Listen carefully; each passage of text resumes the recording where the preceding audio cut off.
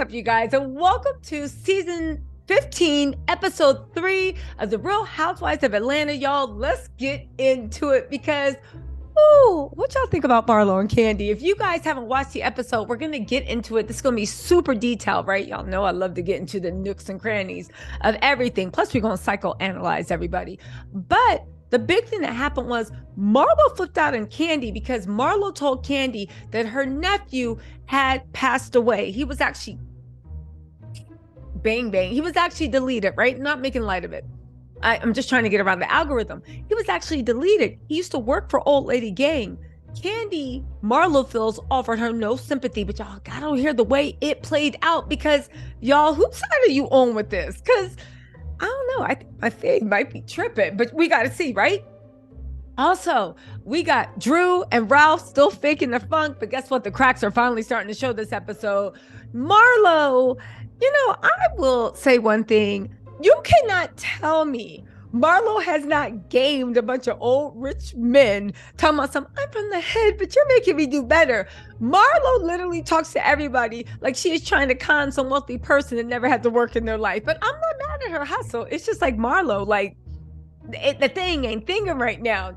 And then, oh my God, Sonya's still trying to be the bone character. Sheree is throwing everything down the river for Martell. But y'all, listen, please let me know in the comments. We did it it was kind of split last week. How are y'all feeling now about Sheree and Martell's relationship? Do you guys actually think it's a real relationship? I don't. But do y'all think it's real? I don't. I think this was cooked up by Carlos King.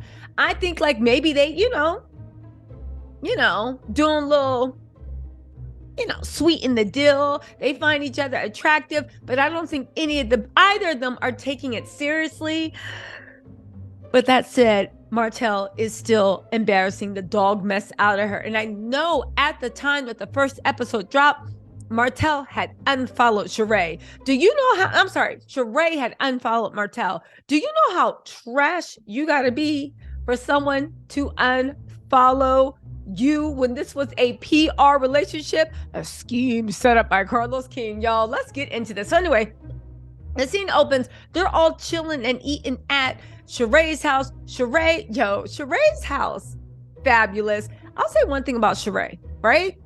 She might be faking it till she makes him a baby. I actually like the faking. It's bringing a little bit of elegance back in the way that people are cooking, and there is a private chef cooking again, and not just for one time, right? She cooked last time, and now she's making fried lobster, French toast, all that other breakfast stuff. I forgot what she said. The point is she was making some yummy food. I'll say one thing about Sheree. She might have horrible taste in men, but she has exquisite taste in decor and food. I still want to know how she paid for Chateau with Sheree, but you know what? It's cool. You got the private chef. Girl, do your thing. Smoke and mirrors, and Sheree proudly stands in front of them. Marlo and Sonya are talking about what happened at BravoCon. Basically, this is an ad for BravoCon. Did y'all go to BravoCon last year? I skipped it, right? Y'all know, right? I was overseas anyway, but I skipped BravoCon. But I heard it was a great time to be had. But how do y'all feel about BravoCon? In the fact that this whole episode is a commercial for BravoCon. We get it, Bravo. We need to buy how much are tickets? $300 or whatever. Anyway, they're saying that Mama Joshi went in on Todd. And I was like, when is this mess going to stop? Anyway, Marlo is doing her like, I'm a momty now thing. She's talking about she's helping the boys in the airport. It's cute. Listen, some people say it's fake. Some people say it's for a storyline. I don't care. Because at the end of the day, and like I was watching Jamie Ziegler, her YouTube channel, right? I was watching Jamie's channel, and she actually knows a lot about production. She knows the production, and at the end of the day, the production basically got rid of everybody who had a real life, and except for Kandi, and Monietta. Like, the producers want people that don't have anything else going on, want people that's faking and fronting. And honestly, 15 years ago, you could get away with that because Twitter wasn't out. Instagram wasn't doing what it was. We didn't even have TikTok where people were putting it together, right? Oh, and I wouldn't again have been on YouTube back then. But now things move so quick that the producers are always focusing on something that happened 10 months ago. And all social media has moved on. And back then, the producers didn't care about anybody being on social media because they were like, oh, please, ain't nobody on Twitter, ain't nobody on Instagram, ain't nobody on TikTok. So even if ain't nobody on YouTube, that's the way they felt. So even if a small portion sees stuff and put it together, it doesn't matter because the vast majority of people aren't watching social media. They're watching Bravo. But in 15 years, after basically they fired Nene, they fumbled the bag and now everything is on social media and they're the ones that's behind. I swear to God, what they're doing is kind of like what happened between Blockbuster and DVDs. Now everybody on DVDs and Blockbuster, i.e. Bravo, is trying to catch up. But let's keep going. Anyway, foreshadowing, Sheree's talking about Martell. This man is kind. He is good. He's a good man, Savannah. Sheree, did you not watch Married to Huntsville season 1, 2, 3, 4, 5, 6, 7? Did you not go to Ariane's YouTube lives, to her Twitter rants? Did you not watch any of what's on YouTube, Twitter, Instagram, and TikTok? Martell is not a good man. He is a love bomber, and you are being love bombed. But again, I don't think this is a real relationship. I think it was both to get them played. But I did hear Martell talk about Sheree dirty on Love and Marriage Huntsville. He even still insists that everybody still calls Melody Holt. Also, Sonia and Drew, like Sonia brings up a flashback. It's boring me. Sonia brings up, even to think about it bores me. Sonia brings up a flashback about her and Drew and their feud. We don't care. Move on. Let's have a recap of Ross's birthday party. That was more interesting than whatever Sonia and Drew got going. Because I don't want to see Drew out throwing doggy biscuits again. That was such a corny moment. I'm still trying to forget. Drew, don't take me back there. And Sonia, no. Let's see what's going on between you and your sister. So then it cuts to Drew and Ralph going on date night rock climbing, which I find like so funny because Drew doesn't have a sporty bone in her body. No shade. She is a singer. She is a lover. She might even be a fighter, but baby, she is not an athlete. I don't care how long ago she ran track. So they're chilling. Drew keeps slamming into the wall. But Drew will give you a scene because you heard Ralph 6 times yell, put your feet out, Drew, put your feet out. First time she slid down the wall like warm jello. The rock wall climbing wall. Second time she put her feet out, but then she kicked up again and then spun herself around to slide down the wall. Again, Drew knows how to give a scene. She is an actress. And you cannot tell me in all the years of you knowing Ralph, he never took you rock climbing. I don't know. Maybe you need to look around that rock climbing gym and see if there's anybody a little special to Ralph around, right? Ralph is like, Drew's like, I love this. Like Josiah could do this. And Ralph's like, his smile is real hard. That's the first time I see these cracks starting the show, where basically Ralph is trying to come off as like Mr. Mom for like the season, right? Ralph is trying to come off as the bestest person ever because he had such a horrible season last season. So he's coming. Listen, all I gotta say is Drew's not the only faker. Drew is not the only faker on the team. That's all I gotta say. They're both the 2 actors live in that house. All right. So anyway, you start to see he calls them the Ike and Tina. Drew's like, what? I thought we were Beyonce and Jay-Z. But that's when you start to see Ralph's putting on the act, and there are definitely problems. Now, problems to lead to divorce? I don't know, but apparently. Anyway, Drew's like, oh my God, I sold 33,000 copies. Ralph's like, yeah, that sucks. Drew's like, huh? Ralph's like, what? And yeah, then it cuts over to Kenya. Kenya is cursing out her graphic artist designer, talking about, I told you to resize this image. She is giving it to him. She said she needs something to send to Promomo to make a picture or something in 3 minutes. She has an assistant standing by, to which I was like, I understand Kenya's frustration. It sounds like her interns or whatever aren't really, but Kenya, you need somebody to resize the picture for you. You know there's Pixel Cut. You know there's Canva. You know, I'm just saying. I thought resizing a picture was one of the easiest things people can do. Anyway, Kenya turns that frown upside down. Moneta comes. Kenya says that she's doing something with under the HBICs,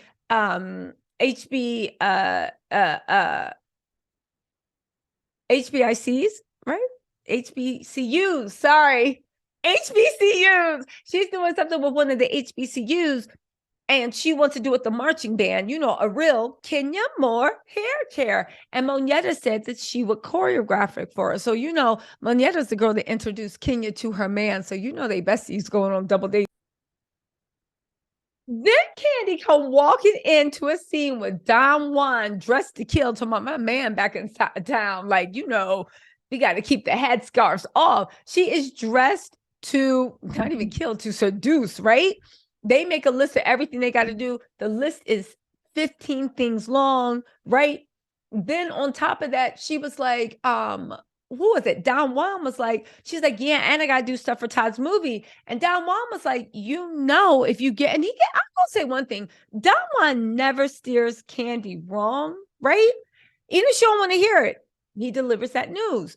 Don Juan was like, you know, if you get involved in Todd's project, you're going to have to give just as much commitment as he has given all of your projects.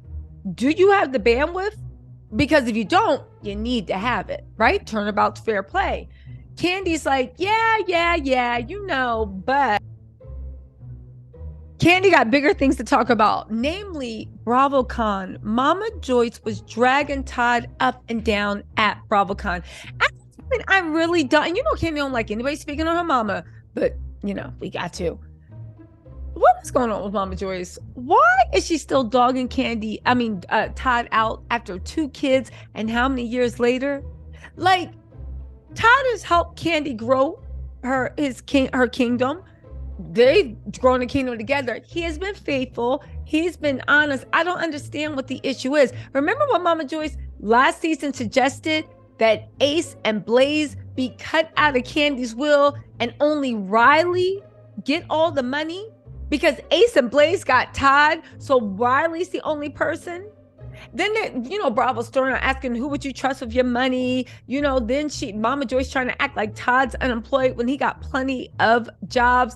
I don't know. At this point, if I was Todd, I don't know. Is it like, again, he loves Kandi. And what am I saying? They got 2 kids. Todd ain't going anywhere, but I don't know. I don't know. That's like one of those things that unless things are perfect, if there's any stress, your mama literally, you know, his daughter had to send him a clip of Mama Joyce calling him a broke bum where everybody at BravoCon was laughing at him. I don't know. It's just weird. And Todd and Kandi are already having a lot of marriage tensions. Kandi's like, Mama, you got to stop right now. So then Don Juan sit there trying to give Kandi a prep talk. You should say, Mama, this is how it makes me feel when you say those things. And I'm sure Mama Joyce will be like, I know, but how's Todd feel? Did he feel that? I know that one hit. Again, I just don't think Mama Joyce knows she has a million get out of jail free cards and Kandi can't control her. Kandi, you know what I'm saying? It is what it is. It sucks for Kandi. It sucks for Todd, but Mama Joyce ain't stopping.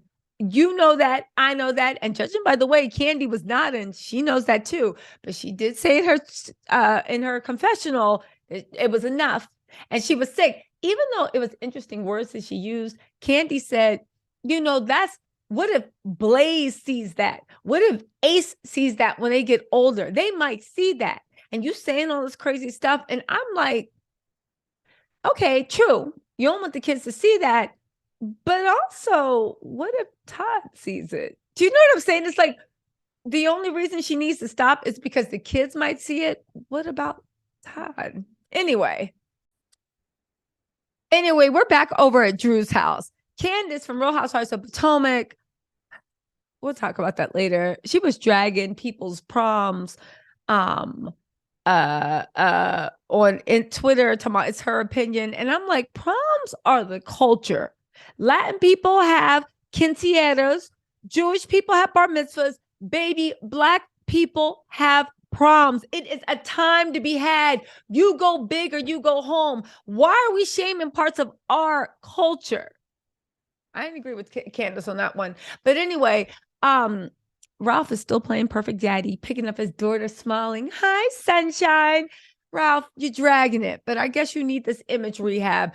Even when Candace calls, Ralph puts his arm around you. They're playing happy family. Yeah, they are both actors. Really good ones, I might add, because I'm buying it. If I didn't know about this divorce, I would have thought they got through the rain. But Candace is inviting her to perform on tour with her.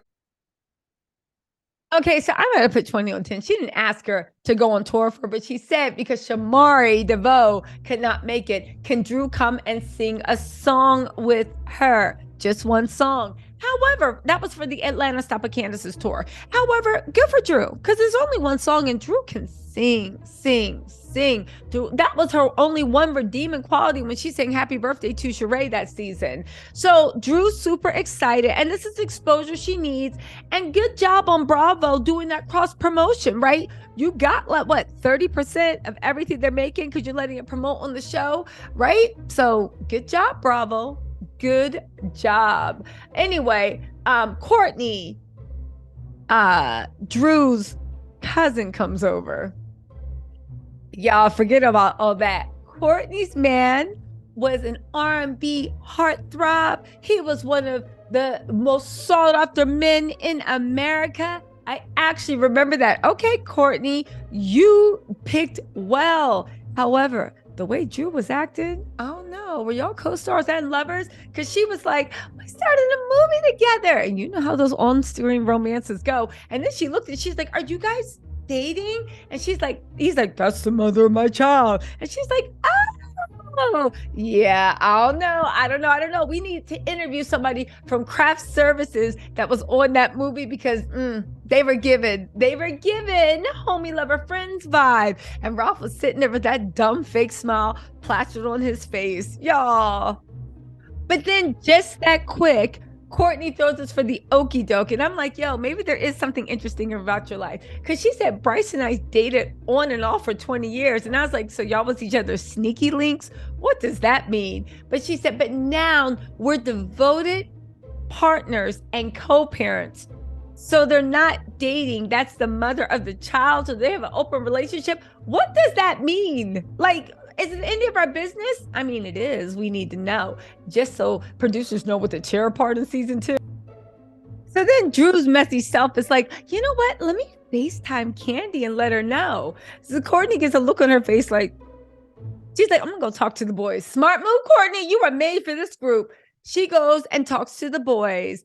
Drew's like, I wasn't there. Shut up. You know Ralph gave you the 411 because that's one thing. Y'all might not like each other, but y'all sure gossip together, right? Anyway, so that happens. And then Courtney was like, I'll be there. I just don't want to make anybody feel insecure. And I'm like, Courtney's shade. She got Regina George reads, right? But they hit. Got under Kandi skin. She's like, I don't want anybody to feel insecure, but I'll be there. Then she starts telling her version of the story. Then Drew starts complaining about how Sonya is like two-faced to her, out of this, that, and the third. I will say one thing. I think Real Housewives of Atlanta producers gave a memo to all the girls that you better get a private chef or go home because even Drew's shrimp and salmon, so good.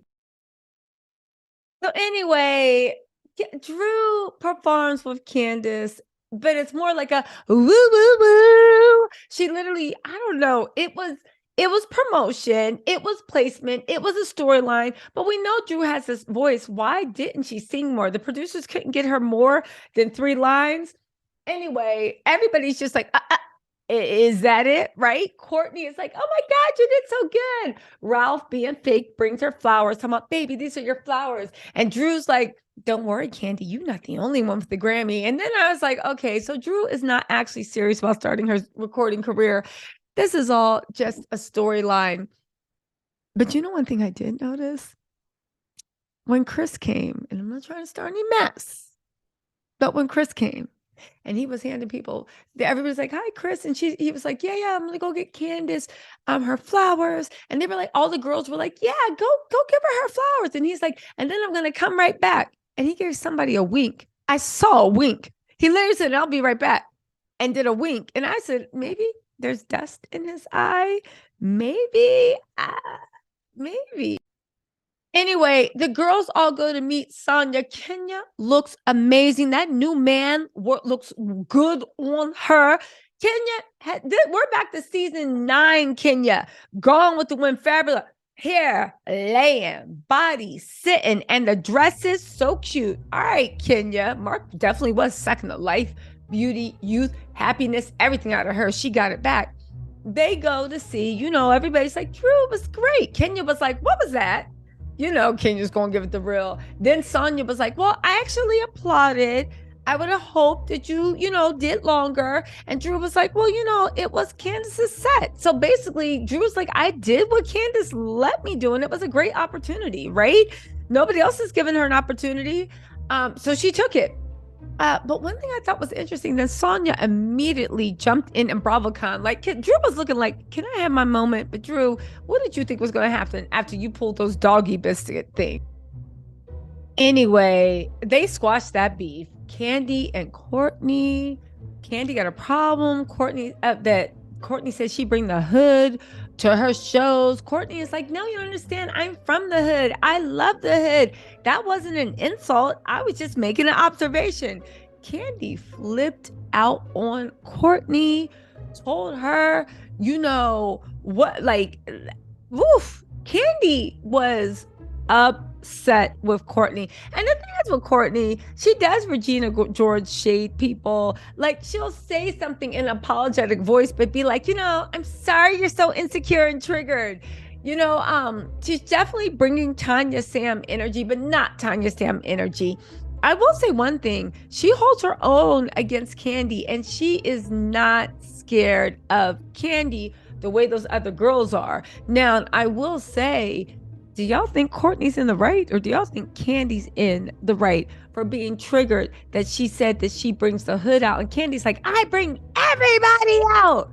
And I was like, why are you arguing with Courtney? Like, honestly, Kandi is war wild. She's on her way to an EGOT. She has a play on Broadway. You have restaurants all up and down Atlanta. You are recognized anywhere you go. We'll probably see it at a White House Correspondents' Dinner next year. Kandi is the only, well, not the only, but one of the biggest stars on Real Housewives of Atlanta. But she has real money, career opportunities, and connections outside of the show. She is an actress. Again, she is coming for that EGOT, right? So why is she triggered by what little Courtney's saying? Not saying Courtney don't have anything going on, but what does Courtney do? But honestly, why is she so triggered by Courtney? I don't get it. Y'all let me know in the comments. Do you get why she's so triggered? I know Courtney was being disrespectful, but I would have thought that Courtney, like, Kandi, like, you in different rooms, different spaces, doing different things. Then they do a cutaway to Ralph being gross, asking Chris how him and Candace get it in. Do they got a bus or this and that? Ralph, why you want to know? So your next assistant and you can plan Drew's surprise party and the little cutaways. Is that what you're doing? You're trying to find little cubby holes to sneak away from new assistant? Then we get to the meat and potatoes and that weird thing that Drew did. I know that Marlo is mad at Kandi, talking about she gonna like pay for her sins, but shouldn't Marlo really be mad at Drew? Drew brought up her nephew's death as fodder to change the conversation because she didn't like the way it was going. And then she sat there and tried to gaslight Marlo and let her know how was I supposed to know this and that, and asked her to sit down and listen. And Marlo was sitting there like, all right, I'm listening, because we are talking about Marlo's dead nephew. Drew then starts off by saying, I've had lots of family die. And so what did your family have to do with me? Then she was like, anyway, bye. I said what I had to say. And Marlo was like, wait, you're not going to let me speak? And she's like, let you speak? what could you possibly have to say? This is after Marlo sat down patiently and quietly and looked at her. Drew is a gaslighter too. Now I'm back on what did happen between Ralph and Drew's divorce, because they deserve each other. What Drew did was some real real cold-blooded, bordering on sociopathic. The way you were gaslighting and toying with Marlo, and she is talking about her family being dead, and also Kandi's response, which I hope Marlo deleted some messages, because that response seemed real cold-blooded. Just real cold-blooded. And that's not who Kandi presents herself to be. So it leads me to believe, is there another side to the story? Was there more to the conversation that Marlo's leaving out? Because even if he was just a worker, and even if you didn't know him, just like, I don't know, it seemed real cold-blooded, but really my anger would have gone to Drew, because Drew is the one that super tried it. Anyway, y'all, listen, I'm back to being like, Drew, that was some real cold-hearted. And then when Marlo literally finally flipped out on her and was like, my nephew is dead, B, right? Because I can imagine Drew was looking like, what the hell is wrong with her? Drew, wow.